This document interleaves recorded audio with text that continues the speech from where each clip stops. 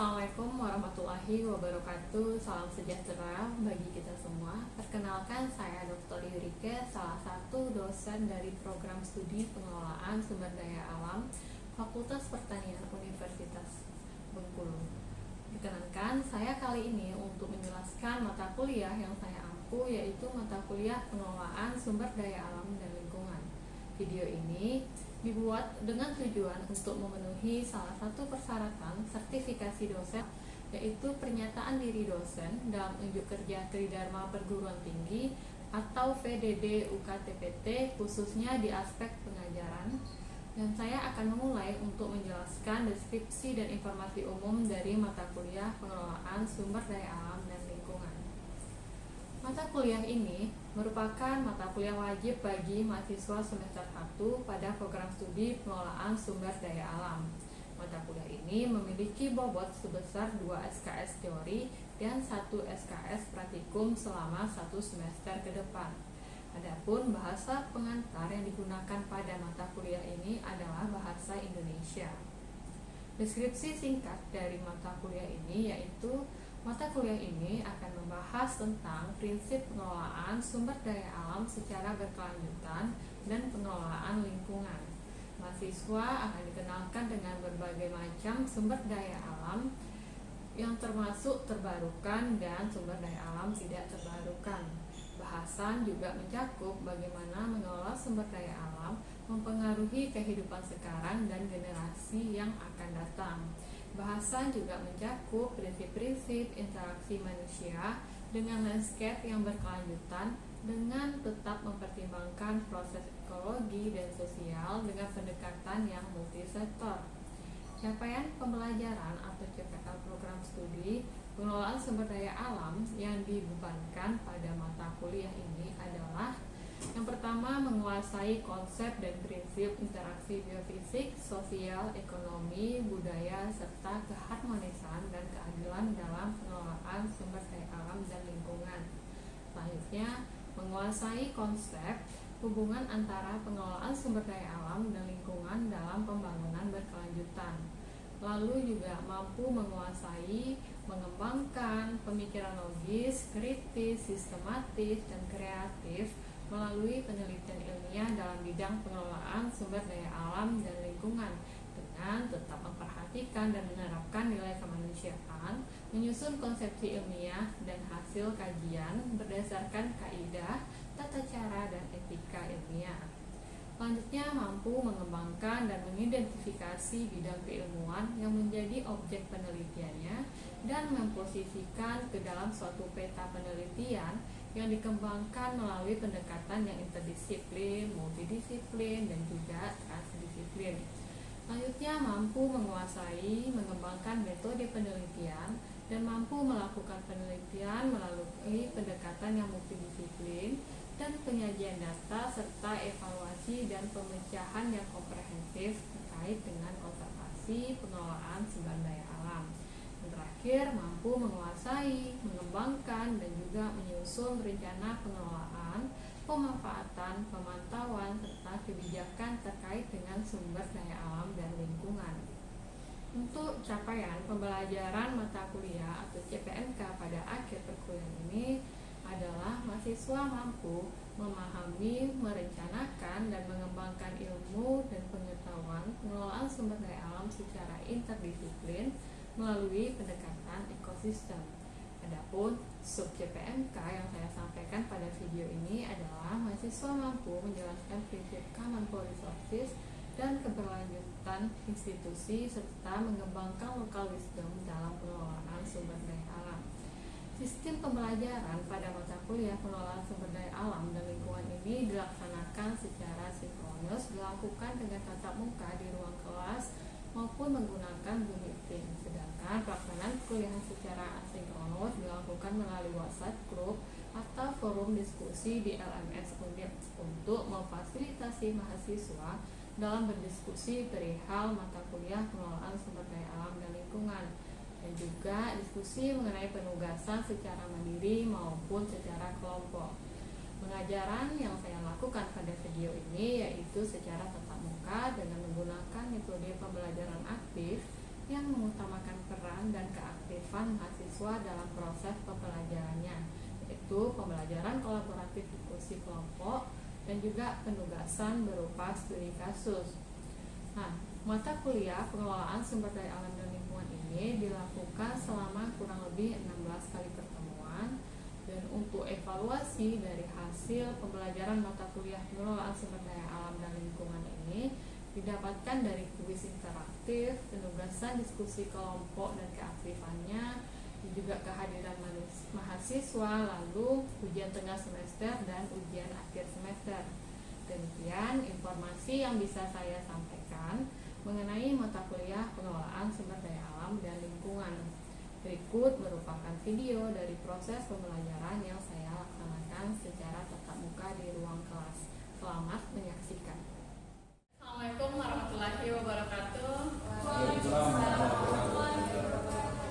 Bagaimana mahasiswa saya, sehat? Semangat kan untuk mengikuti kuliah hari ini? Nah, baiklah, mungkin sebelum memulai perkuliahan hari ini, marilah kita sama-sama berdoa menurut kepercayaan masing-masing agar kuliah kita pada hari ini berjalan dengan lancar. Yuk berdoa. Selesai. Semoga apa yang akan kita bahas hari ini bisa menambah wawasan mahasiswa sekalian. Baiklah, pada hari ini kita akan membahas mengenai Common Resources dan keberlanjutan institusi sumber daya alam milik bersama. Nah, sebelum kita bahas materi ini, saya mau mereview kembali nih siapa yang masih ingat pembelajaran kita pada minggu lalu. Oke, silakan Indah. Ada 3 sumber daya. Yang pertama itu penurunan jumlah dan kualitas sumber daya. Pertama, jika SDA dieksploitasi dengan tingkat keseimbangan yang melebihi daya pilihan. Yang kedua, pertumbuhan penduduk. Yang ketiga, akses terhadap lingkungan dan sumber daya alam yang tidak seimbang. Baik, bagus sekali. Pastinya masih ingat ya pelajaran minggu lalu mengenai adanya lingkungan. Nah, pada hari ini kita akan membahas mengenai sumber daya alam milik bersama. Adapun nantinya capaian dari pembelajaran ini diharapkan nantinya mahasiswa sekalian mampu menguasai itu konsep dari sumber daya alam milik bersama dan keberlanjutan dari institusi atau lembaga. Nah, adapun materi yang akan kita bahas pada hari ini diantaranya konsep mengenai common resources, lalu 2 atribut penting dalam common resources, dan juga contoh dari common resources dan keberlanjutan institusi. Sebelum itu mari kita lihat video mengenai tragedy of the commons. Nanti saya akan minta pendapat dari mahasiswa sekalian. Let's say there are 3 farmers, Jeff, David and Donald. It's understood that each farmer can only graze a certain number of cows in order to preserve the pasture. The farmers are happy as they are getting a predictable supply of milk, and the cows are happy munching away on grass. However, one day Donald notices that there's a high demand for milk and cheese in the neighbouring village, and decides that he could produce some more if he just grazed a few more cows. He knows that Jeff and David probably won't notice as they're off doing their own thing. A few months later, Donald is raking in more money. Jeff gets word of this and decides that it's in his best interest to graze more cows. He figures Donald is doing it already, so why shouldn't he also benefit from the extra cheese demand? David says it's not right, but he finds that he doesn't have much power to do anything. A few more months go past, and Donald realises there's a couple more nearby villages that need extra milk. He increases his herd size again, realising that there's still plenty of pasture. Jeff follows suit, as he doesn't want to miss out on the newfound fortune. David is very sceptical and starts warning the others that this will end in disaster. Time goes by, and soon enough, David's concerns come to fruition. Most of the pasture has been eaten. There's not enough grass to make hay for the winter, and consequently, there are only 2 options. Let the cows starve, or slaughter them before the cold sets in. Donald and Bill got greedy and experienced the tragedy of the commons firsthand. Oke, baik. Ini berikut adalah video dari tragedy of the commons. Ada yang pendapat dulu? Oke, silakan. Bagaimana Pendapatnya yaitu manusia yang mengeksploitasi sumber daya alam hanya untuk kepentingan pribadi. Oke. Lalu ada lagi nih. Silakan. Itu kerusakan lingkungan karena kerusakan manusia. Oke, baik. Betul ya. Jadi kita lihat yang pertama ada Donald, Jeff, dan Bill. Ini sebuah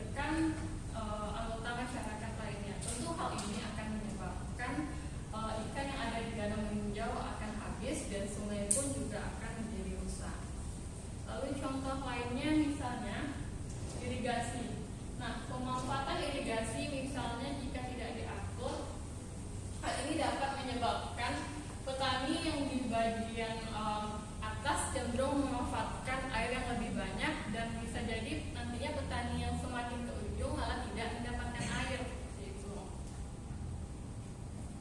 Itu apa solusinya kira-kira? Oke, silakan. Menurut saya solusinya itu perlunya pengaturan oleh pemerintah. Oke, artinya perlunya pengaturan oleh pemerintah ya. Baik, tadi kita lihat. Nah, ini adalah Gareth Hardin, ini fotonya. Nah, Gareth Hardin ini mengatakan bahwa tanpa adanya kehadiran institusi atau lembaga yang dapat memaksa atau dapat mengatur sumber daya itu, maka tentunya akan terjadi kehancuran pada hasil akhirnya. Nah, menurut Gareth Hardin ada dua solusi dalam penyelesaian masalah. Yang pertama, sumber daya ini dialihkan menjadi milik pribadi atau diswastanisasi. Jadi menurut Gareth Hardin, sumber daya milik bersama ini bisa diswastanisasi. Namun konsekuensinya jika diswastanisasi, maka sumber daya ini akan menjadi mahal. Lalu pendapat yang kedua, menurut Gareth Hardin, pengelolaan ini bisa diserahkan sepenuhnya kepada pemerintah. Nah, jika hal ini dilakukan, tentunya akan terjadi pembatasan akses terhadap sumber daya tersebut karena sudah dikelola oleh pemerintah.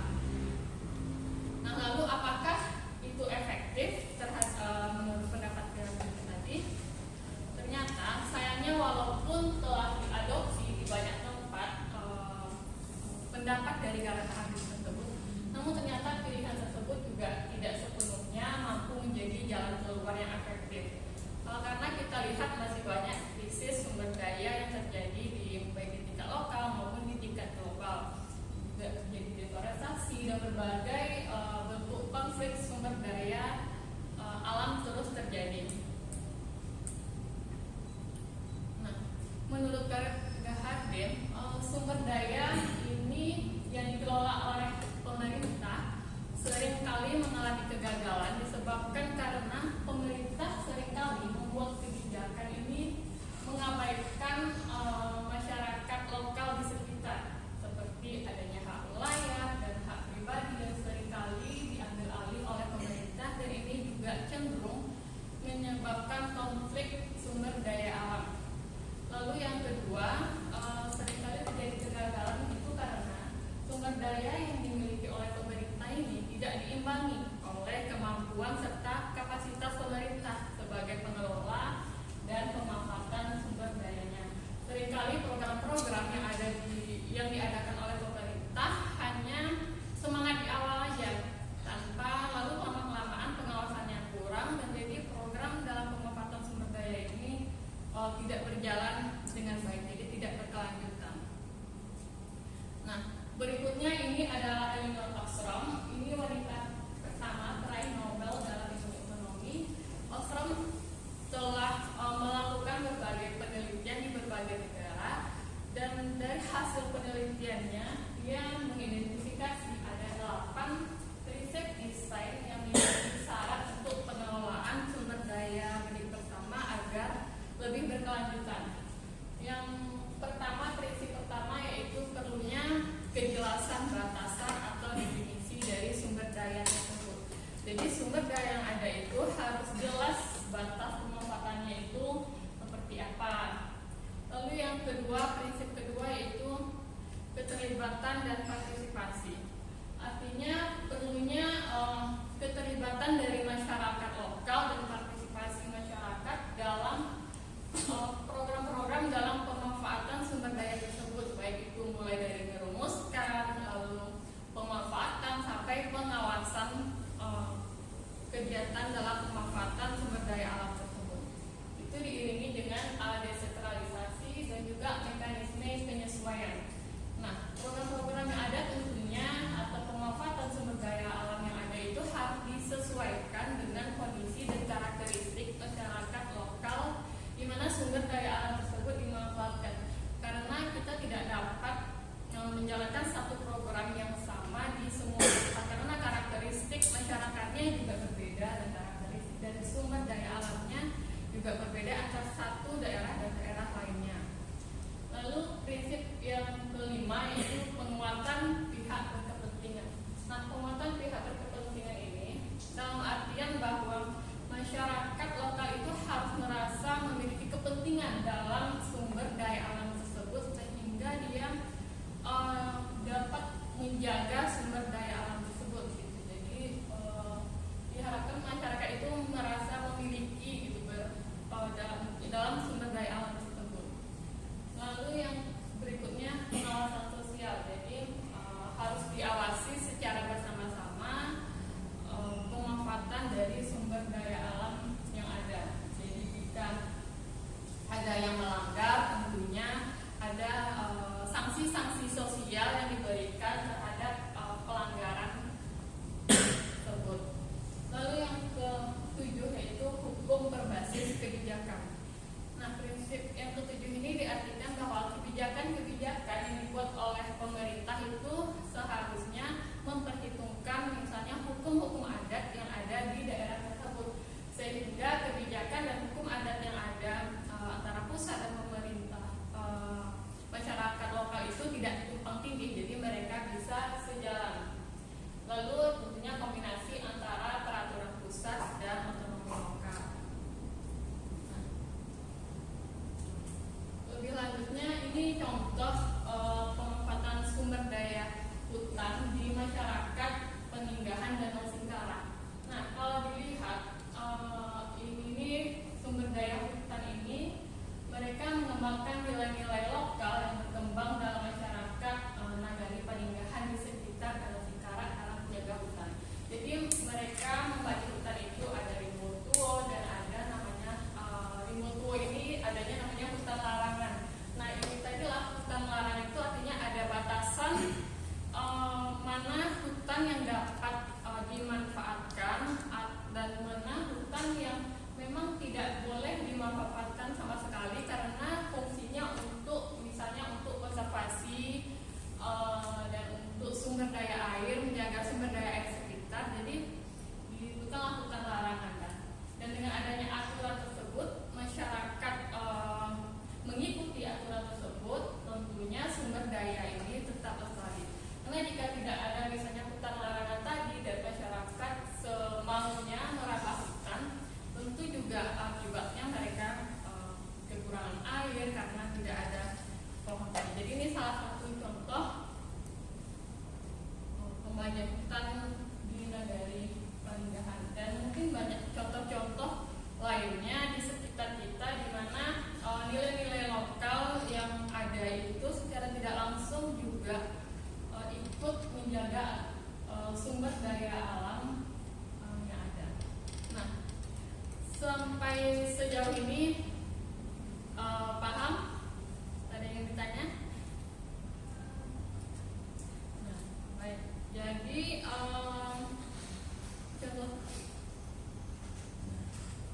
Jadi pada era otonomi daerah saat ini lah memberi kesempatan bagi kita untuk merevitalisasi berbagai kearifan lokal karena banyak fakta di lapangan menunjukkan bahwa masyarakat lokal yang mengelola sendiri sumber daya dapat menciptakan kondisi kelembagaan yang baik dan dapat membentuk interaksi antara sumber daya dan masyarakat itu seimbang dan secara adil gitu. Jadi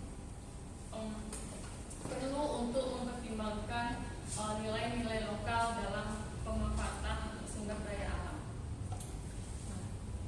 Nah, terakhir ini tugas untuk minggu depan, nanti kalian dibagi menjadi 3 kelompok. Ini adalah berupa studi kasus pengelolaan perikanan bersama. Jadi ini ada soalnya di mana di sebuah kawasan pesisir terdapat perairan yang menjadi sumber daya perikanan yang sangat penting bagi nelayan dan masyarakat setempat. Nah, nelayan-nelayan di daerah tersebut telah menggunakan perairan ini secara tradisional untuk mencari ikan dan mencukupi kebutuhan hidup mereka. Namun, akibat meningkatnya jumlah nelayan, peningkatan teknologi perikanan, dan kurangnya pengaturan yang baik, stok ikan mulai menurun dan terjadi persaingan yang meningkat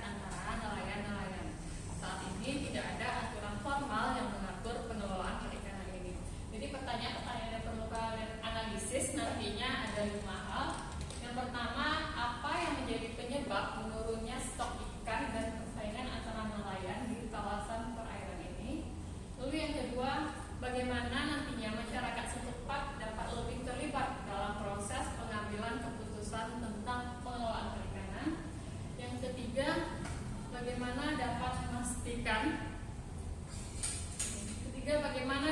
memastikan keberlanjutan dari pengelolaan perikanan. Yang keempat, apa mekanisme yang dapat diadopsi untuk mencegah penangkapan ikan yang berlebihan dan mengakibatkan kerusakan lingkungan. Lalu pertanyaan terakhir nantinya, bagaimana memastikan adanya pengawasan sosial terhadap aktivitas perikanan di wilayah tersebut. Nah, pertanyaan ini nanti dapat dijawab merujuk pada 8 prinsip Ostrom tadi. Lalu nanti minggu depan akan presentasi masing-masing kelompoknya. Paham mengenai tugas studi kasus? Nanti bahannya akan saya bagikan. Dan jika nanti ada pertanyaan mengenai tugas, kita dapat kalian boleh berdiskusi lewat WA group jika masih ada yang kurang jelas. Mungkin cukup sekian perkuliahan kita pada